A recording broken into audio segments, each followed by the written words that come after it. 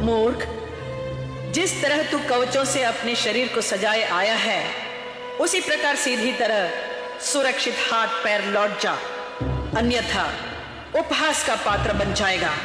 वाह, बहुत बोल रही है। सूप बोले तो बोले, छन्नी क्या बोले जिसमें 72 छेद। अच्छा, तो सूप से चलनी बनकर जाने की इच्छा है तेरी? तेरी ढिठाई का आज अंत है। अंत नहीं, शुभ आरंभ है। कुटले, रुक, मैं अभी आता हूं।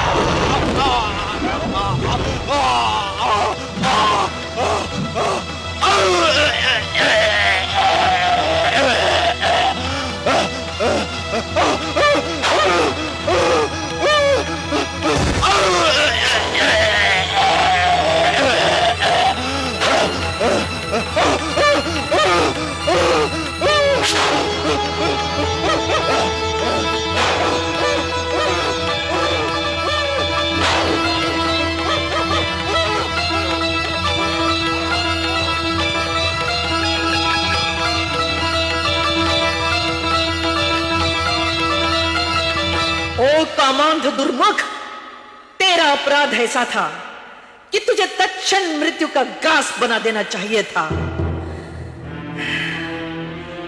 परंतु हम तुझे छोड़ रहे हैं ताकि तू स्वयं जाकर अपनी दुर्गति अपने स्वामी को दिखाए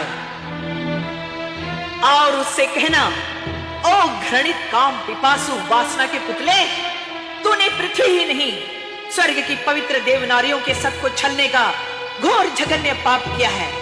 अब तेरे पाप का घड़ा भर गया। मूढ़, याद कर अपनी माता को।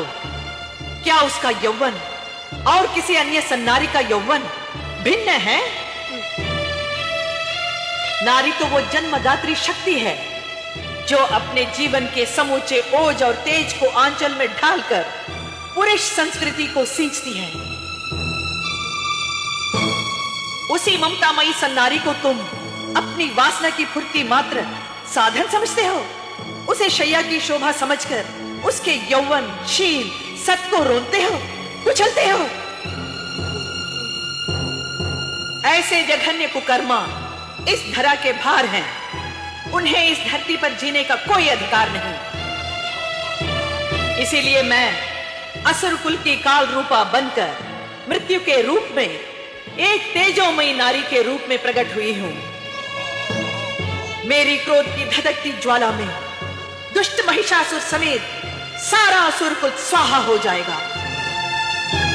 तुम सभी पापियों का सर्वनाश हो जाएगा, सर्वनाश। सारथी, महिषासुर के प्रस्ताव के उत्तर में इसे हमारी तरफ से भेजा गया एक उपहार कहना। ले जाओ इसे।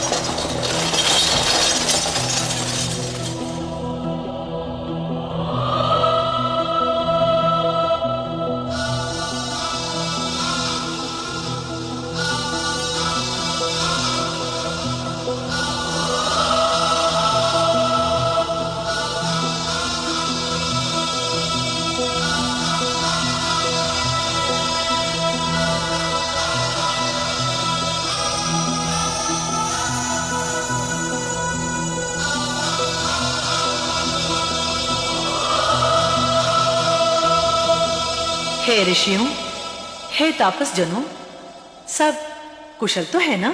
हे बाले, हमने तापस जीवन अंगीकार किया है, तो सुख दुख, कुशल अकुशल का हमारे जीवन में कोई स्थान नहीं है। परंतु हे सुकुमारी बाले, आपने अभी अभी एक भयानक दैत्य को बिना भयभीत हुए खिलौने की भांति मार गिराया। इस बात का हमें महान आश्चर्य है। हे भद्रे, यह आतताई असुर स्वभाव से ही हिंसक और क्रूर है। प्रतिशोध तो इनके रोम रोम में समाया हुआ है। हम तो यह स्थान त्याग कर कहीं और अनेत्र वन में अपनी कुटिया बना लेंगे, परंतु आपको तत्काल यह स्थान त्याग देना चाहिए, क्योंकि वो हत्यारे आपको क्षमा नहीं करेंगे। हे स्वभाव से सबके शुभ चिंतक ऋषि मुनियों, ये सच है कि मैं अत्यंत सुकुमारी, कोमल और लावण्यमयी हूं, परंतु ये कोमल दिखने वाला शरीर वज्र से भी अधिक कठोर है, सुमेरु और हिमालय से भी अधिक पाषाण है। मैं उन दुराचारियों के घोर दंड के रूप में ही यहां प्रकट हुई हूं। परंतु हे देवी, माना कि आप पराक्रमी हैं, परंतु आप अपना यह स्त्रीहट छोड़ दीजिए। कौन किसको मारेगा यह तो भविष्य के गर्भ में छिपा है, परंतु यहां अकारण अशांति स्थापित हो जाएगी और उस अशांति की आग में हम निर्दोष जन व्यर्थ ही झुलस जाएंगे। वैसे भी हम यहां इन दुष्टों के घेरे में 32 दांतों के भीतर सहमी छिपी जीभ की भांति जीवन जी रहे हैं। हम ना किसी के लेने में हैं और ना किसी के देने में। अगर कोई ऊंची आवाज में गर्जना करता है तो हम अपनी आंखें नीची कर लेते हैं। बस दुष्टों द्वारा अकारण आतंक स्थापित किए जाने पर कायरों की भांति नतमस्तक हो जाना, संसार के समक्ष अपने को निर्दोष और सहिष्णु सिद्ध करना गरिमाहीन मनुष्य के लक्षण है। जब भी राष्ट्र पर कायरों की बहुलता हुई है, उस राष्ट्र को आतताइयों ने रौंदा और कुचला है। ऐसी कायरता को शांति, अहिंसा, मैत्री के अलंकारों से शोभित करने वाले मानव संस्कृति और सभ्यता के अपराधी हैं। उन्हें ईश्वर भी क्षमा नहीं करते। इतिहास में वो लज्जा के पात्र बन जाते हैं। अहिंसा, शांति, सहिष्णुता, शील और मर्यादा के मुखौटों के भेष में छिपे कायरों को शक्ति और ओज का पाठ पढ़ाने के लिए ही मेरा यहां अवतरण हुआ है। ए भूमि पुत्रों, अपने अस्मिता को जगाओ, अपने स्वाभिमान और गौरव की रक्षा करो। आतंक स्थापित करने वालों को उचित दंड दो। महिषासुर जैसे दानवों को जन्म देने के अपराधी तुम हो, केवल तुम। धिक्कार के पात्र हो तुम सब। हे बाले, वो दुष्ट दानव असाधारण है। वरदान प्राप्त करके अजय और शक्तिशाली बन गए हैं। बाले, उन्हें प्रतिद्वंदी के रूप में ललकारने वाली आग तो अकेली है, वो भी हमारी जैसी साधारण स्त्री। मात्र साहस की भाषा बोलने से क्या हो सकता है? पुरुषों के सामने स्त्री का अस्तित्व ही क्या है? ऐसा न कहो भद्रे, स्त्री के अस्तित्व से ही इस सृष्टि का अस्तित्व विद्यमान है।